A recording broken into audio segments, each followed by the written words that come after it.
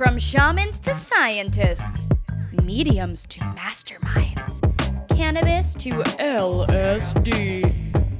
Spark joy, spark curiosity, and spark a joint. Because you're listening to Budding Mind. Budding Mind. Aloha, friends, and welcome to the Budding Mind podcast. Today's guest is the lovely Lindsay MaHarry, who is a professional weed fairy, thank you very much, plant journalist, and Cali dream girl who spends her days writing for WeedMaps, UpRoxx, and delivering divine reviews of cannabis products on her show, Hot Tokes. She has a special love for craft cannabis and sungrown, advocating for small farmers and earth-friendly cultivation practices while spreading her love and knowledge all over the land, including here with us today. I'm delighted to have a little live, laugh, learn time with my gal Lindsay. So without further ado, let us welcome her to the show. Silent round of applause for Lindsay. Thank you. I am so happy to be here. This is a real bonding moment. Yeah, this is big for us. We've never been this close before. Yeah, no, I don't think so. I've seen you online. I've seen you at places. We run in very tight circles, I would say. That's right. Mm-hmm. We do. And so it's very exciting to just be able to learn more about what you're up to, because I think in a lot of ways, things that we do intersect, but you really are holding down a very cool lane as this whimsy but incredibly knowledgeable plant journalist. And so, I appreciate that. And obviously I've seen your work, numerous articles shared all over the land, but I'm curious in your words, what does it mean to be a plant journalist? So, because you don't say cannabis, you are a cannabis journalist. But I don't say, right now I write mostly about cannabis because I'm let's see. I say plant journalist a lot because cannabis journalist is very specific, and I kind of just like the whole concept of plant medicine or kind of alternate ways of experiencing reality, whether that's healing, having fun, partying, going into the darkness, whatever, I don't really believe in prescription medications. I mean, obviously for some people they are amazing, but overall, I just like the kind of alternate universe that plant medicine creates, and I like to write about it. And I would say cannabis more, but I can't say that shit on Instagram, because if you have cannabis in your bio, they'll fucking delete your account. Yeah, so, that's actually... I do mostly write about cannabis, though. Wait, I'm now thinking about my Instagram. I'm like, damn, did I have that? I think that might be my profile. Okay, good note. Let's go ahead and change that, Brookie girl. Well, I definitely see your love of plants, and it really just resonates with the just kind of the energy that you carry around with plants, you. Yeah, you're earthy, but you're airy, and it's very beautiful to witness. So, as a journalist, you actually got your start not necessarily in the plant field. Yeah, I was a music journalist, and I wrote about literature and just kind of subculture in general in New York. And then when I moved to LA in 2015, weed was really coming up, and I've always been a lifelong super stoner. I've smoked all day every day since I was 14, and I've never taken a break one time, except for one time when I went to Europe with my parents. And you literally had to. And then I had to buy hash in an alley, and I didn't really know what to do with it, but never involuntarily. So for that, timing was really serendipitous to me, because I was like, whoa, weed journalism. I was like, now we are talking. I was like, so me and along with a few other people were some of the first writers in the space at that time, and it was a very different time in cannabis journalism. It was a much more precarious topic to cover at those times because it was very gray legally. So a lot of people, you had to be very careful about the way you wrote about people, about the names you used, and a lot of anonymity at that stage. So it was interesting in a lot of ways, especially at that time. It was combining politics, crime, subculture, music, drug culture. So it was this cool intersection of a lot of my interests. So it was just definitely a good fit. And how the stories that you cover now versus in the early ages, how are those varied, or do you feel like you're kind of pulling? I was like more excited about writing back, like just like you get tired of just being jaded. Not fucking paid to do it. Like I mean, like we get paid, but it's shitty ass rates. Okay, so like in the beginning, it's like you think that there's going to be more money, but once you realize there isn't more money, so that's kind of why I started getting into like content and different types of like just getting like, I think of myself as like an idea salesman. I think things and then I try to like monetize or spread them like around. So whether I'm like saying it or writing it or doing a reel with the information, it doesn't really matter. It's more about communicating ideas and disseminating information for me than it is. Like, I love writing. I just don't know that people read it like as much as they consume video content. Well, that is for damn sure very real. I mean, I never, like, I've been writing for fucking ever, and my career didn't even really pop off till I started making Instagram reels. So it's like, I don't know what the fuck that's about. Like, I used to be a way more serious writer. Wow, really? Yeah? Well, we have Daddy Zuck to thank for that. Yeah, so like, thank you, Daddy. Thank you, Daddy Robot. But I'm curious about, again, in those beginning stages, like, at least for me, I just remember I made this doc series for Mary Jane called Prisoners of Prohibition. And at that time, we were both at Mary Jane at that time. Yeah. I realized that. Yeah, no, I know. It's crazy. I like, know. I mean, we were OGs in this bitch, I know, okay? I know your early videos. Yeah, me too. In your bed, like talking about some celebrity. Anyways, yes, I absolutely remember watching all of that. But when I was making this doc, it felt like it was a first. And it was obviously a first for me talking about this subject, people serving time for weed. But it was also like, it felt like there was limited research, limited definitive information. And so sometimes I felt like I was just like, hope that's true. Like, hope that's true. And sometimes that is still that way in the cannabis space where it's like, well, here's a study that says this happened with weed, but there were 17 people in the study, and there's only one of them. Exactly. And then it's like, who paid for the study? You always have to go a step further, because most studies up until maybe like 5 years ago, were all paid for by the pharmaceutical and tobacco lobbies and all of these people. So they were like studies, when you would really look at the numbers, be like, that's the stupidest study I've ever heard in my life. Like 8 people, like 50%. And it's like 4 of 8. And it's like just like a random selection of like old people in a nursing home in Maryland or something. And it's like, what is this study like? But yeah, I think you just have to be really aware of the propaganda that's so pervasive and the way that cannabis is projected onto the mainstream. And I think we're seeing it right now with like this whole thing of like cannabis causing overdoses, and like, of course, CHS is a thing. It affects like a tiny amount of people. Can you explain to people what that is? It's a hot button issue. Yeah. Boys, I don't know if everyone listening will know. Yeah, so CHS is something I think I've cannabinoid hyperemesis syndrome. Yeah, I mean, it's a whole fucking conversation that I don't really have a dog in this fight. I know that it's a real illness.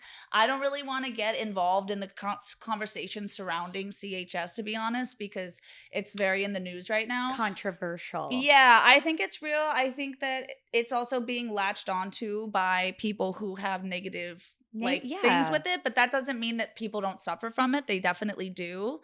But I think it's like this many people compared to the way that it's being portrayed in the news, where it's like massive amounts of people like screaming and shitting and vomiting. It's like, are they? I don't remember seeing that. Like, I'm just not seeing that like but around.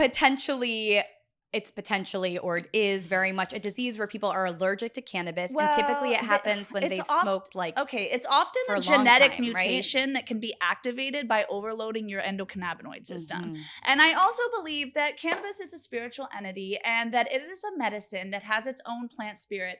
And when you abuse cannabis by taking 5,000 milligrams of edibles, like any other system in your body, your endocannabinoid system can become overloaded and fritz out. You can do it to your nervous system. You can do it to your digestive system. You can do it to every system. So of course you can fuck your shit up, but just don't do that much weed. Like, I don't know, like you really got to be really doing a lot of weed. And most of the people, if you look, the people who are affected by it were the influencers who were eating 5,000 milligrams, were these dab bros who are taking like 3-gram dabs. And it's like, that's on you. I don't like, I'm like, oh yeah, you deserve this. But I'm just saying, it's like, then to go around and be like, everyone, it's like, but not every, like, that's very specific thing. And of course you can overdo it with anything, but I think this whole narrative of weed being this like evil addictive thing that's making people like shit and vomit and all, it's like, that's just not true. Yeah, I think it's also like important to remember that, again, to this day, no one has ever died of a cannabis overdose. 95,000 people die in America alone from alcohol-related causes. So the argument still stands that cannabis is a plant. If you respect her, I also very much believe in that relationship, that communion with any substance that you put in your body. Like the water you drink. If you tell the water, like, I fucking hate you, you suck water. When you drink it, I don't know, maybe you get a fucking parasite. Like, I mean, it's not everything you say like creates the reality. Like, you can take a shitload of mushrooms and you cannot come back sometimes. Like, I know, or more so with acid, I think. But like, I've definitely seen people, like, you can overdo anything. Does not mean that it's not helpful.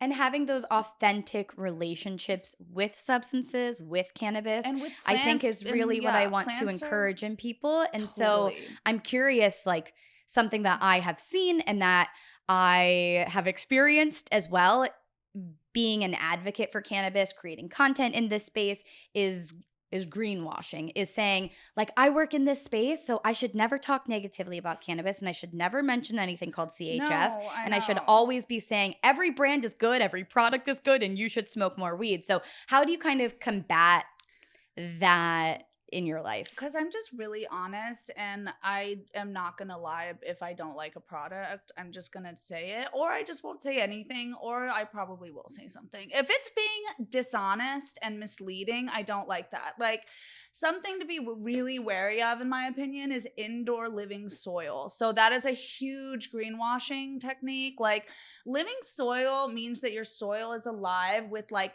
millions of different microbial organisms and roly-polies and worms and this and that. And it's often like a regenerative sungrown thing to have this kind of like, it doesn't, like, if you put your hand in it, it's like crawling, like it's like crazy. There's like all these funguses, but it aerates the soil in this really special way.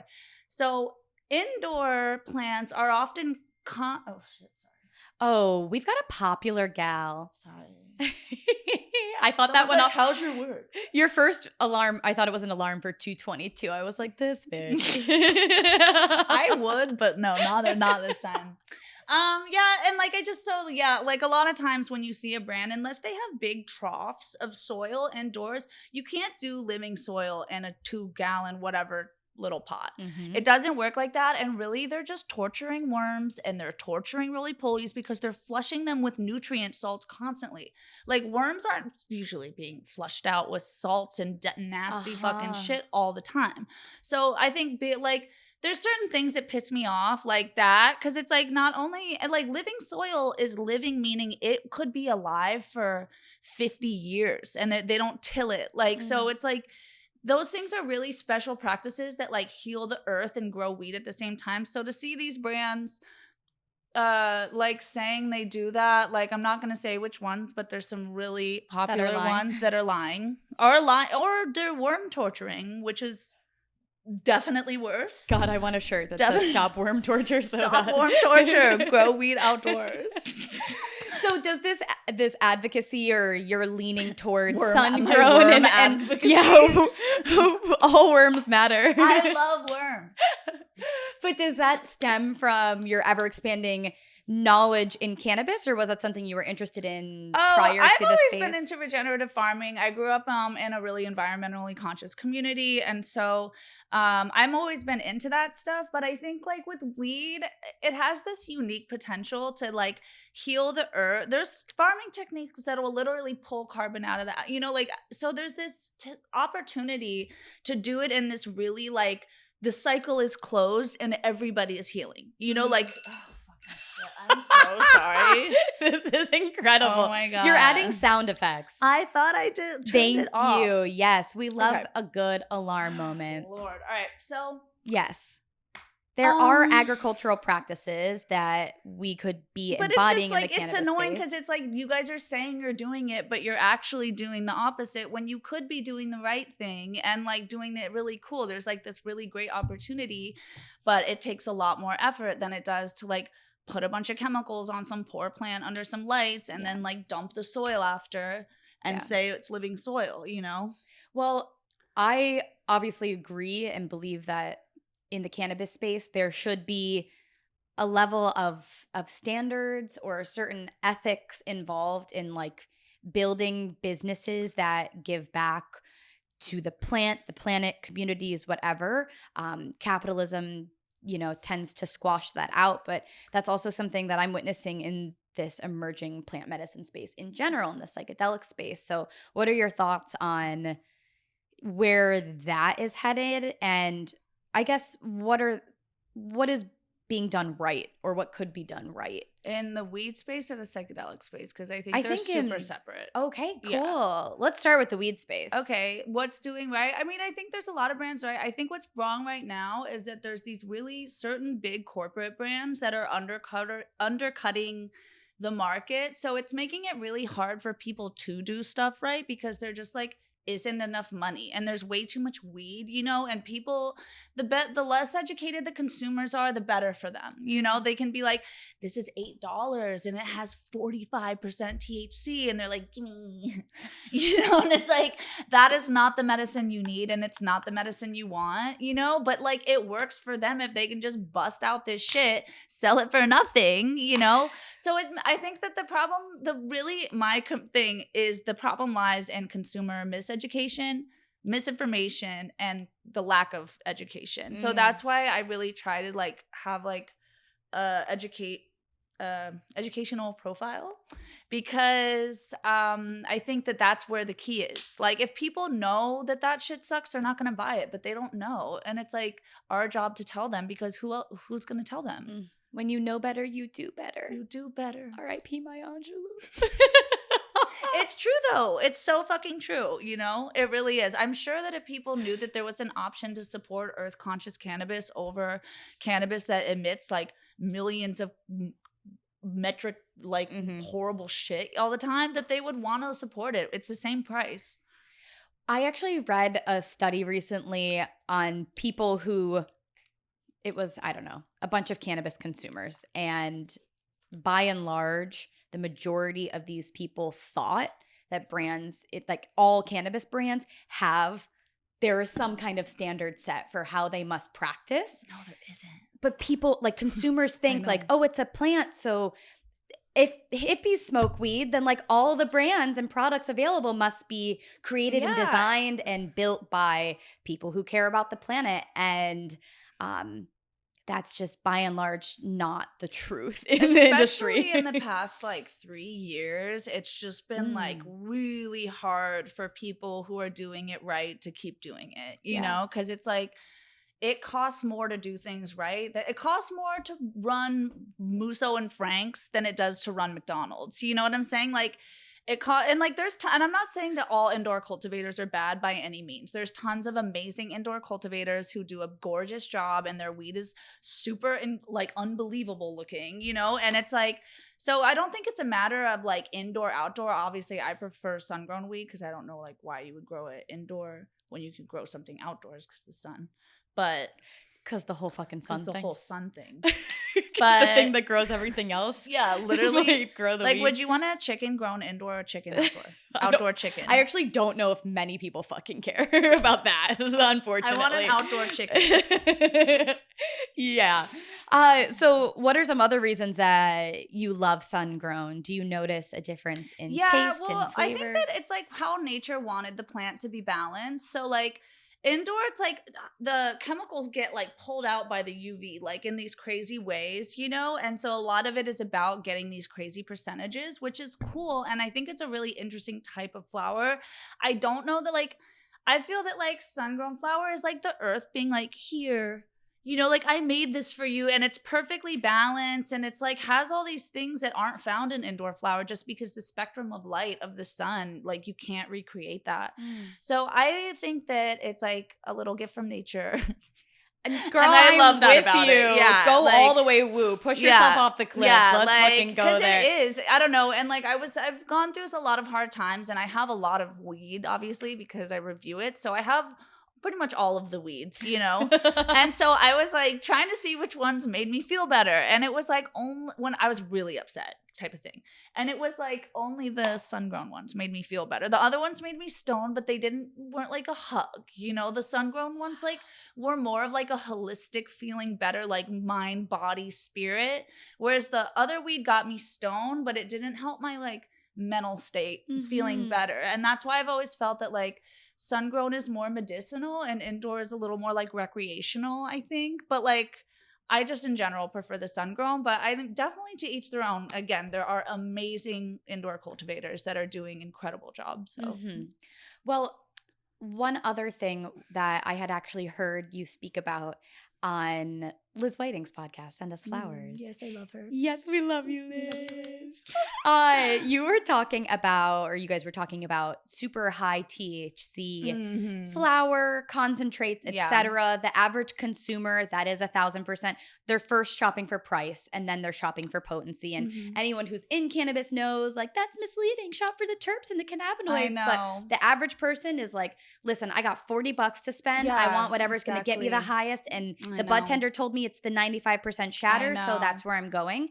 Obviously very misleading. Continue to educate people. Yes, hoorah, rah. But you told this very interesting story about how the plants that are grown to get that like super high potency THC are agitated and in a lot of ways mistreated. So I was wondering if you could elaborate on that. They're abused. The worms and the plants. The plants. It's all it's shit. It's a bloodbath in there. I do think that the plants are mistreated. I think that it's just like they're like in there and they're like swaying around. They like look like alien like incubator, and like this was explained to me by a very famous grower up in Humboldt who said that the plant for THC is like our adrenaline or something. So when we're like it like shoots. So what they do is like apparently that cannabis has a negative reaction to yeast, so they'll like throw yeast on the plant and it'll like so it'll shoot out like more, like it'll make it produce more THC. It's called like juicing for THC. My God. This is like adrenochrome for cannabis. No, it kind of is. And then they're like, oh, we like tricked them and they think it's night. And like, I don't know. It just the whole thing just feels a little like, I don't know. And then when you go to like like some beautiful outdoor farm, it just feels like better for them, like I play my sound bowls and chimes like, literally. They're like, we communicate with the spirits and ask them for different chemical compounds, and they deliver. Like literally, this is real. This is real shit. I know, I love it. And like, who that farm wins the fucking Emerald Cup all the time with their THCV strains, and they can make plants produce chemicals that nobody else knows how to do it. They are the only people who have these genetics with these crazy, like, unbelievable, like 6 cannabinoids all up here, Just like and the diversity and abundance. This fucking witch is talking to these fucking plants. And there you have it, kids. Magic is real. Smoke sun-grown. Go get stoned. Is this opinion or perspective that you have about sun-grown, does this transfer to other aspects of your life, like to your diet, to your like lifestyle? Everything. Well, I just think that people are animals, and like the more that you will accept that you're not separate from nature, like the better your experience on earth will be. That's really beautiful. Yeah. And so like I just don't eat any processed food, but it's not because I don't like, I will if I like have to, but like I just like vegetables and like little bits of meat and stuff. Someone get her a carrot, please. I love carrots. Okay, great. No, wow, my husband calls me Bunny because I eat carrots all the time. Like, well, that's cute as fuck and kind of kinky, and that's pretty hot. So yeah, she's a little bunny. Her nose is twitching. Her tail is wiggling. Yeah, it is. Yeah, it is, Bunny. Yeah, it is. So you also speak a lot about, like, if we're talking about her being a plant journalist, Lindsay is a plant journalist, you also educate people. I watched a really adorable video you made about California native plants. Oh, yeah. That you might see on your hike, and there was like I'm about to drop another one of certain kind of sage, and I'm gonna arnica and burdock root, I believe. But they were shit, what such was it? beautiful plants, Yeah. and it was such simple information, and so fucking empowering for people to just have the awareness of, and then the awareness expands and maybe becomes action in their life. But when it comes to herbalism and that base of knowledge, how did that come into your life? I've just always been super into like plants and animals, and like when I was little, like collecting like bugs, like all of it, like specimens, I used to call them. I would be like, my sister, I'd be like, go get that specimen. She'd be like, no. Go get that I'd be like specimen. a giant, like, Go get spider. that worm. I Yeah. need to take care of it. Yeah, like, he's being mistreated. He's in an abusive relationship. You start your foster worm family. I mean, don't put it past me.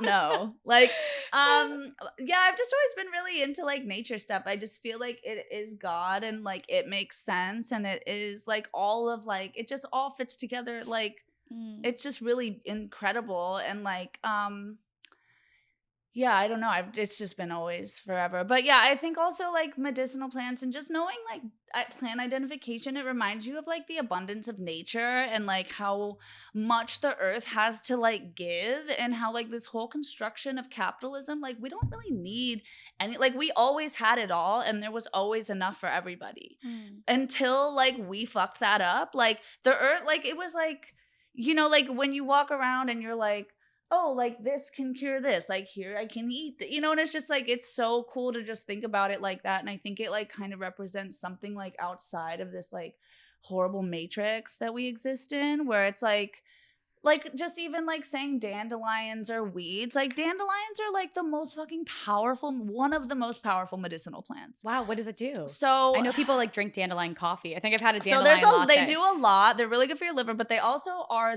amazing heart medicine. So Bayer is owned, like maybe forgive me if these facts are wrong. This is like a bunch of Oh, we live for loose facts. Okay, these facts are loose. Bayer and Monsanto are linked, and there was like this whole campaign because like they don't want you relying on nature. They want you relying on the things that they sell you. So like dandelion root tea is like way more powerful than Bayer or any heart medicines. They're all made out of it.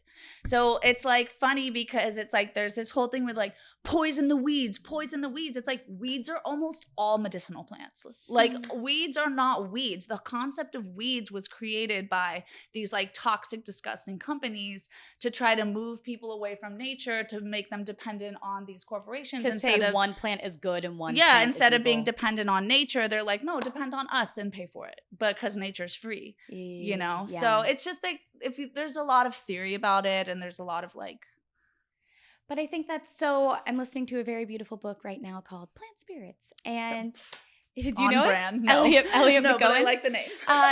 But he was, you know, it's just a simple statement, but plants, like all plants, are just the inherent and never-ending giving tree. And if you look at like anything Literally. that you're touching at any moment, everything that we see around us is built from the elements that were given to us by this earth. And these plants are like constantly giving to us paper and fuel and textiles and like homes and literally everything. And we are so removed from the root of that wisdom that it can become really easy to live a life that just moves right past that. Yeah. And I really do believe and hope that especially cannabis consumers, that can be a gateway to just an expansion of consciousness and awareness about how plants and all these different things really do matter, and how we treat the different things in our life and how we treat what we put in our body will ripple outward to how we exist in the world. Exactly. And that's one thing that I love about cannabis and writing about cannabis, is because it like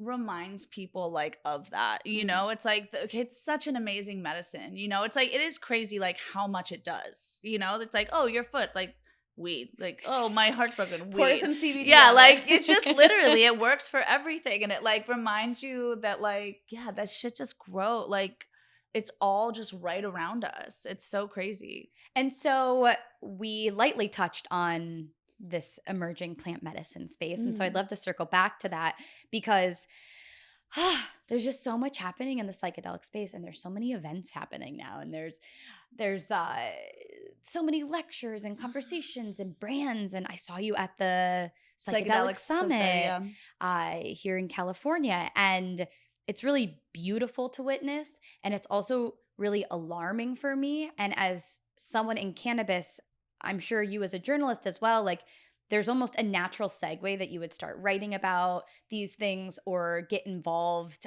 or there's like an assumption that if you smoke weed or talk about it, then like you must be talking about mushrooms too. But I feel like a little bit of a wariness around this, because the capitalization and the corporatization of these medicines is even more extreme. And it's not earth medicine, it's spirit medicine. And so I feel like there's this weird like colonization of the spirit realm going on. Oh, wow, what a way to put it. I've been thinking about this a lot. I'm thinking about it, like, I think about it a lot because I'm a major psychedelics person. I've done like I see your tattoos. A lot of fucking psychedelics, like all of them, a lot. You have like a light language tattooed on your arm. It's a poem, or it's the coexist symbol. I don't know. It's a whole fucking deconstructed thing. Yeah, it's a whole thing. But my problem with it is that it's this thing of like, it's the new weed, and it's not the new weed. One, weed is from the earth. Two, like, these things are like connecting you to like different dimensions and different, and like it's to be so like flippant with it. And the other thing is like, where do these medicines come from? Where does like toad DMT come from? Like inside a living thing's body. Like where does ayahuasca come from? Like beneath the rainforest. Like, so the like reality of like the commodification of these specific substances, like they were never made to be commodified. They weren't even made for everyone to take. They were made for very special people to take them. And that's why like, and not to be like gatekeeping psychedelics or whatever, but I think mushrooms are the people's psychedelic for sure. Mushrooms are really easy to grow. Everyone should take them. Also, if you're going to microdose, I think you have to have at least one macrodose ego death, or I don't want to hear about it. If you work in a business suit or something and you want to talk to me about microdosing, turn right around, walk out the door. I don't love the prerequisite. Yeah, like it's just this certain type of like guy in psychedelics. You're like, hey, do you like microdosing? Like, get the fuck up out of my face. Like, and I know exactly what you're talking it's about. like, and they're like coming in so crazy, and it's like the dark side of psychedelics, I think, is ego boosting. So like if you don't get the ego death, you can like, and microdosing for these egomaniac narcissistic rich guys, startup it's central like kids. It's like building their ego because they never take enough to fucking freak the fuck out, which you're supposed to, in my opinion. I think that's part of it. I completely concur. concur. So I feel like microdosing is problematic without macrodosing. You need to do the shadow work if you're gonna be like, because it's too crazy to just, they're like, I'm crushing it. Like, crushing. Like, oh, do like, you even microdose? Yeah, do you microdose or not, bro? Okay, I won't use either of the words I was about to use. That was Brooke. But yeah, I mean, I really feel you on all of that. And I love what you said, like the colonization of spirituality. It's just like, this realm is not for you guys. It's not for, like, I don't know. I don't know, like it's something that's really sacred to me. I've had like a lot of really incredible fucking life-changing experiences, and it's not that I don't want that for everybody. I just don't, the way that it's being like bought and sold and marketed is really problematic to me. And so I've had a lot of like moral quandary about entering the writing about the psychedelic space, because like part of me just wants to like shield it from this whole thing, because it's like fucking weird the way they're coming in with it. Wow, that's really interesting. Yeah. In some ways I feel the same. Like yeah. I have seen, it's like, I saw this event. It's like watching a car crash. It's like, no. I saw this event that like all these people, not all these, but a lot of people I knew had attended this past week, and it was well, fuck it, I'm just going to call it out. It's called the Microdosing Collective. And frankly, I don't know what the fuck it is. I know that it was at like, the event was held at a bougie hotel with all these people, where I'm like, do any of you work in this space? Are you just people that have like taken mushrooms and you're happy to be at a party? Like becoming its own weird like subculture genre that I'm not that into. Yeah, and just the authenticity, and again, like the greenwashing, so like woo-woo. Telling people mushrooms are mine, you should take my brand, and they are for everyone all the time, and they'll fix everything, is like so misleading and misunderstood. Totally. And I really like, I want to tell people, if you don't want to take mushrooms, fucking don't. Like, if the fear has been given to you from the government or from your parents, look at that. But if the fear is real and you really just don't fucking want to, then like don't listen to the I know propaganda and, like, that's being spun around right now. I took them, they didn't do anything. I was like, oh my God. Like, what did you want? What were you expecting? Like, you took a 0.01 fucking gram or something. Like, of course nothing happened, you know? And I don't know. That's why a lot of like legislation that some of my friends in the psychedelic societies had been pushing is like a gift, gather, grow, meaning no selling. And so, I'm curious if you've mapped out your thoughts on there's medical, decriminalization, recreation. I like decrim. Mm-hmm. Like, I don't know. We saw what happened when we opened up the floodgates to corporate America with weed, dude. It was a bloodbath fucking shit show. They immediately lobbied all the politicians and do what they always do. It's a fucking nightmare. So for me to open up something so sacred, so fucking sacred, because I mean, Liz, like, what are they gonna do in the Sonoran Desert if everyone wants fucking toad DMT? Like, what are they gonna like? Right, or if ayahuasca becomes horrible, vicious bastards, and they have no morals, and they don't give a fuck about anything but money. And it's like, just to like, it makes me like emotional to like see what happened with weed. It was like, it's really fucking emotional. Horrible. It's like really fucking sad, and it's like, I just don't want them to do it with mushrooms. It's like, do you feel, not to make you cry more, but in some ways I wonder, I just like, care about it. It's like kind of special too things. Late? Like, it's too late. Is the corporatization inevitable? And I think sadly the answer is yes. And so I know. What can be done now? Well, I know that there's like the Chacruna Institute and there's the Psychedelic Bar Association, and there are people who have taken the fucking macrodoses, lost their goddamn mind, and realized, whoa, we need to protect the sacredness that's here. What I'm saying. But are those voices loud enough? And I'm not trying to be negative, it's never but going to be loud enough to yell come up over against corporate Bayer. America. It's never going to be that loud. Bayer's like, take your daily microdose. Yeah, literally. And like, they're already trying to figure out. And the other problem with like the psychedelic shit is like mind control, in my opinion. You can like you're in someone's like brain, like, and I just don't really trust them like having that power and access, and like, it's just sketch. I mean, not that they already don't, you know, I don't know, but like MK Ultra is like enough of a indicator that if these substances get into the wrong hands, and they could certainly be used for the wrong reasons. Totally. Like a lot of things. But one thing that I've contemplated, and I think you might like this, although it feels like another negative thought, but whatever, that I really, really, truly know in my heart that these plants, that all plants, have a consciousness, and that I believe that they have their own agendas, and that we are sorely mistaken as human beings to believe that like our agenda and mushrooms' agenda is the same. Totally. Like these mushrooms, just like a virus does, like they have their own desires, and they communicate, and they communicate with trees in the forest. Like exactly. It's a crazy, like, that's what I'm saying. It's just so funny to like look at the world from the perspective of a human, as opposed to like from the perspective of like another one of these crazy creatures. Like, everything has a consciousness, in my opinion, whether it's like a mushroom or a spider or whatever. And I think it's super weird and egotistical for humans to be like, only we think. It's like, what the fuck are you talking about? Like, but do you feel, or have you ever considered, like, if these plants have a consciousness and an awareness, and they know that they're being manipulated, and they know that things are being done to them or with them that they don't approve of, do you think that, I don't know, like the medicine of psilocybin could ever stop being effective in humanity in 10, 20 years? That mushrooms are like, fuck no.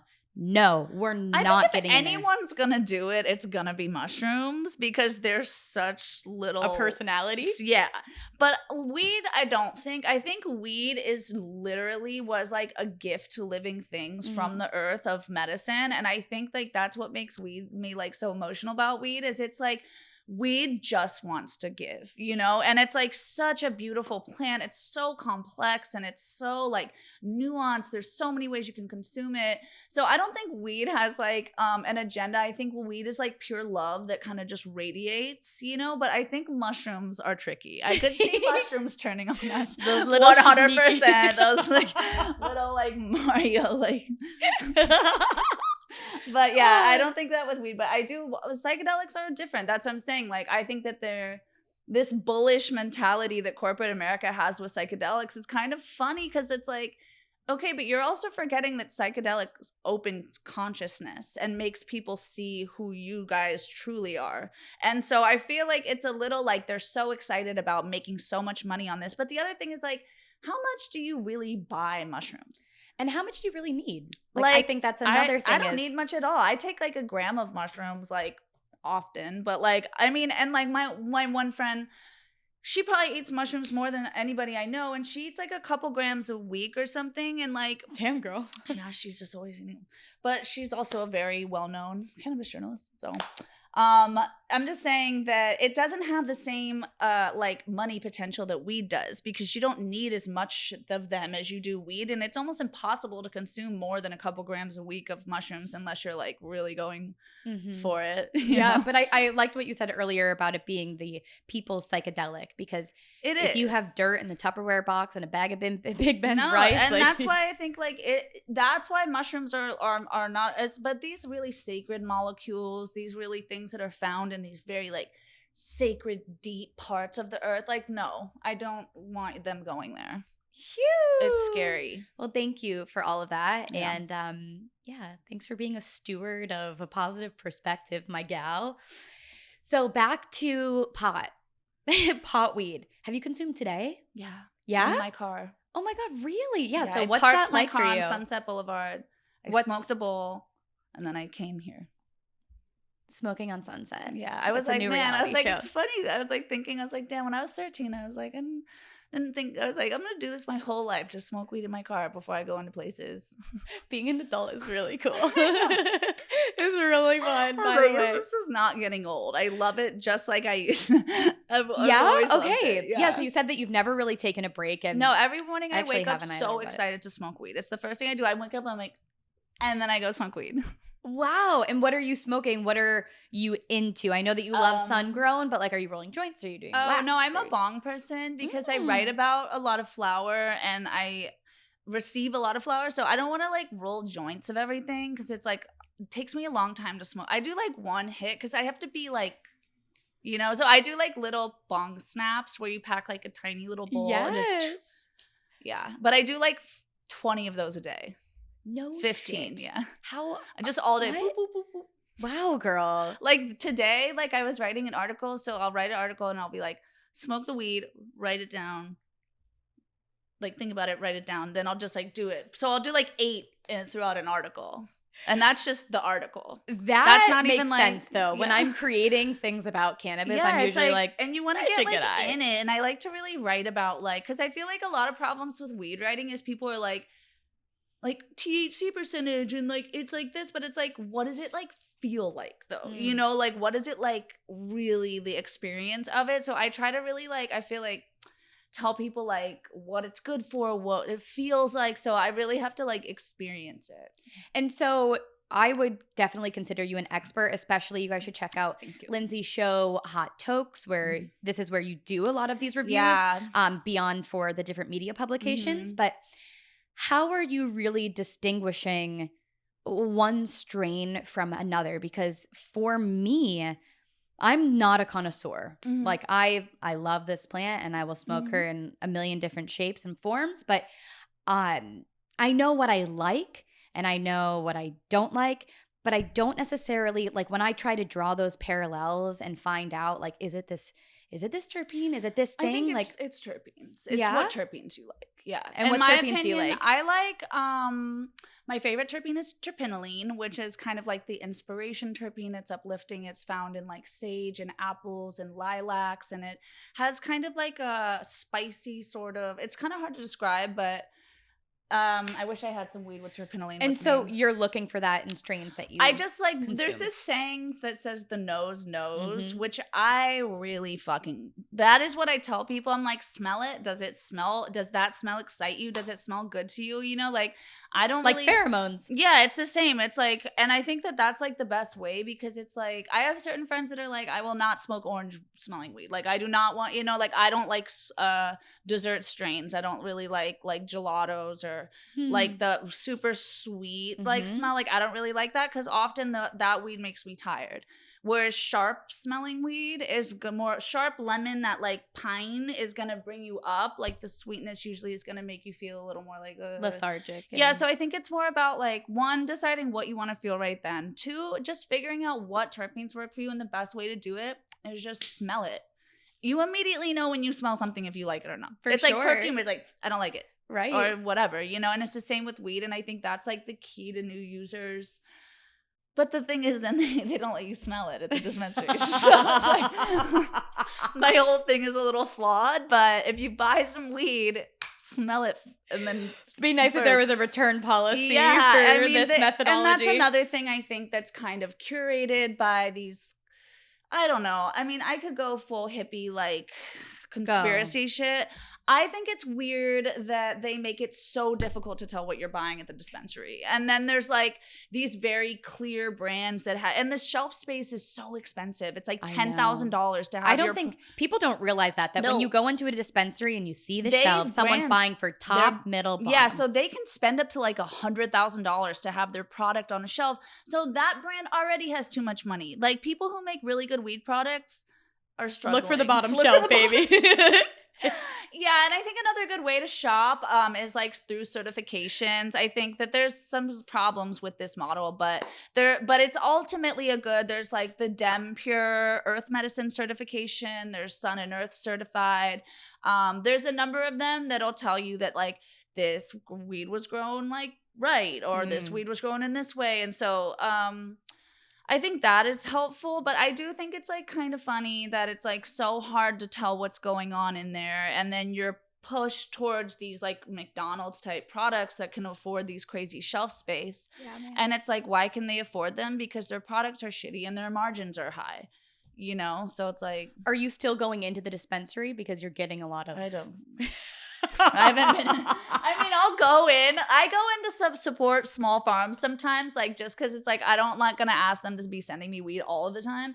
But in general, like, girl, no, I get so much fucking weed. I just give it that shit out. And so when you're giving these reviews, like how are the brands finding you, or how are you finding the brands? And if we're talking about that authenticity piece, and a brand approaches you and is like, "Will you review our product? Here's X amount of dollars." Like, how do you kind of balance that? It depends. Like, you just try to give like a neutral review, like it was weed. Well, that's why I'm actually like it. retooling my Hot Tokes concept, because I was taking like some money because the show's expensive to produce, you know, so obviously I needed some sponsors, but doing individual brand deals in this market right now, it's hard for creators right now. Yeah. It's really hard, and the brands that I want to work with don't have money, and the brands that I don't want to work with have a shitload of money. I know. So I'm moving Hot Tokes to YouTube, where you can monetize on the platform, and I'm relaunching Hot Tokes in the fall. So Hot Tokes is on hiatus right now. Actually, I haven't told anybody this before, but you're hearing it here first. Cool. Yeah. Wow, we've got a news break here. News break. So I'm just kind of retooling the idea so I have more freedom, and I'm not as tied to money from brands, because the last thing I ever want to do is give a dishonest review or talk about a product that I don't really believe in, or a brand I don't believe in, but it's expensive to live, and it's like hard. So it's a moral quandary a lot of creators face, especially right now. So I'm just gonna like do more on YouTube, I think, and like Instagram's just, it's brutal right now. I feel that, and I relate to that. So everyone, please pay Lindsay lots of dollars so that she can speak from her heart and soul. And live freely. Live freely. Go out to fancy dinners. I was gonna say, not so freely. Live like really nice. Yeah, like super nice. Like all of the most beautiful, Bentley, organic, fresh, plucked carrots. You deserve it, baby. Yes. I know it. Okay, so carrot or cannabis, if you had to choose one for the rest of your life. Bitch. Oh, really? Yeah. Oh my God. Carrots could go. Go fuck yourself. Yeah. Carrots don't get me high. Oh my God. They're good for your skin, though. Oh, wow. Okay. Yeah, you have good skin. Thanks. You have good skin. Let's zoom it in. What is your favorite plant of all of them? of weed or just any Of plant. all I of the really love plants. passion fruit plants. I think those are really cool. Gorgeous flowers. Insane. Also highly medicinal flowers. They're really good for like stress, sleep. I smoke also passion like flowers sex. sometimes. There's all kind. Yeah. So I think that and the fruits are so unique, and the vines. I like vines a lot. Also, different types of sage, and I mean, my favorite plant's weed. Of course. There we go. Yeah. Okay, cool. I mean, weed is one of the most complex plants in nature. It is just a phenomenally interesting plant from every perspective, like botany wise, like psychonaut wise, like every like aspect. It looks so gorgeous. Like I just think it's a really interesting plant on every level. Do you think you'll ever get bored of talking No. about weed or jaded from it? Or I mean, it's been like 20 years now, so no. wow, no I feel stopping like this train. It would have happened, and then I'm just gonna get old and I'll like it more, you know. So I don't think like When the arthritis kicks in. yeah, I'm like I don't see like when it's gonna happen. Yeah, I'm going sliding into old age now. So okay, so Hot Tokes is headed to YouTube soon. Are there any other projects or things that you're excited about? When is this airing? Oh, soon. Okay. No. Let me check. No, I'm excited, and I'm gonna launch a newsletter in tandem with Hot Tokes, and I'm just gonna kind of like take the idea and make it like a bigger idea, you know? So I'm really excited about that. And so that should be, I'm hoping to launch it in October because I like the energy of October. It's always like, feels really like witchy and powerful. And like, I feel like a lot of stuff always happens in October. Things are like, changing. Yeah. Like August, it gets really, then September's really, and then it's like, yeah, I'm like really, and I'm like, October fucking rules. All right, yeah, I feel down. that. Yeah, I literally feel that way. So I think I always have good momentum in October. Not in this time is my momentum is less good. This is when you just look at the passion flowers and you just soak up the sun. Yeah. You know, passion fruit are gonna be ready in late August, early September. Okay. Yeah, there's actually passion fruit season almost. Oh wait, yeah, okay. Yeah, I saw it's an end of summer fruit. Okay, cool, great. Oh, cool, great. Yeah, go get some passion fruit. It literally is, yeah. And I have one final question for you. You knew it was coming. I was like, oh, is she gonna forget it? Yo, no. Okay. So we ask everyone. We love to know it. We love to hear it. Tells you a lot about a person. But one thing, book, movie, story, psychedelic experience, person that has opened or changed your mind. Okay, so there's a lot. You were like, bitch, shut up. I was like, listen, I've been thinking about this all day, bitch. Let me take the stage. No, so I thought a lot of different things. I have a lot of books and a lot of songs, but I will say, since we're talking about psychedelics, let's do a psychedelic experience because they're always fun. So I was very first started doing Hot Tokes and doing video content, which is scary, as you know. It's scary to step in front of the camera and be perceived in that way, especially by like people you know who you know might not like you, whatever. It's a scary feeling. So I do this thing called Psychedelic Friendsgiving every year at my house where I do like a dinner and then everyone takes psychedelics on my roof. So it was a Psychedelic Friendsgiving 2020. And I did a bunch of DMT out of my Puffco peak. And I was on a lot of other drugs, but the DMT really hit. So I broke through to this thing. And I was just feeling kind of unsure of a lot of things at this time. And everything went, and it was like these orange pyramids, but it didn't look like Egyptian. It looked like Mayan pyramids, like more like stout kind of. And then these 3 or 4 big faces, and they kind of look like Mayan gods or something. And they were like, paradise awaits. And they were all saying, paradise awaits, paradise awaits. You just have to focus. And they just kept repeating it. And I was like, and it was like palm tree. It was like super orange, like, yeah. And then I came out of it. I was like, okay, keep going. Mad chills. Yeah, it was super cool. Yeah, and then I did. And it was like things have worked out. So I just did what they said. And I'm just going to continue to focus. Because there is some sort of paradise. They told me about it, so. They told her. It's not from me, yeah. Oh, wow. I love that story. And I could see the visual. It was, and It was very intense. It was one of the most intense. It was like more intense than like ayahuasca, and like it was just like DMT's funny like that though. Sometimes you just like break through. Zip, zap, zop, baby. So you had taken another. What did you take? I don't know. You had taken something else drugs. and then did DMT. Wow, you wild child. Wild. Go girl, go off. No fear. Okay, so can you tell everyone what your Instagram is? Because it's actually not Lindsay MaHarry. No, it's at _oystergirl_. What is that about? It was a lip gloss. So you have like pearly lips. You got oyster. I was going through this really bad breakup, and like my friend and I like got these lip glosses, and we were like, ooh yeah. And then she was like, and then they were both called Oyster Girl, and we were always like lube up. Yeah, and they were like that iridescent kind of like slutty color. Oh, I can see You know it. exactly what. Oh, It's a MAC lip gloss or something. Super shiny mouths all the time. And then I was like, I'm gonna make that by it. And it kind of became this like character we would joke about. And then I just started writing about weed, and it kind of caught on. Oyster people Girl. love it. Yeah. I mean, like, I don't know if they love it, but they call me that. So yeah, I mean, I've never really questioned it, but I'm so glad I asked. It works. Thank gosh. It works. If I ever come across that lip gloss, it's yours. Thank you. Probably don't want it now. I'll take it. I'll take it. I still have the original. I'll be like, thank you for changing me.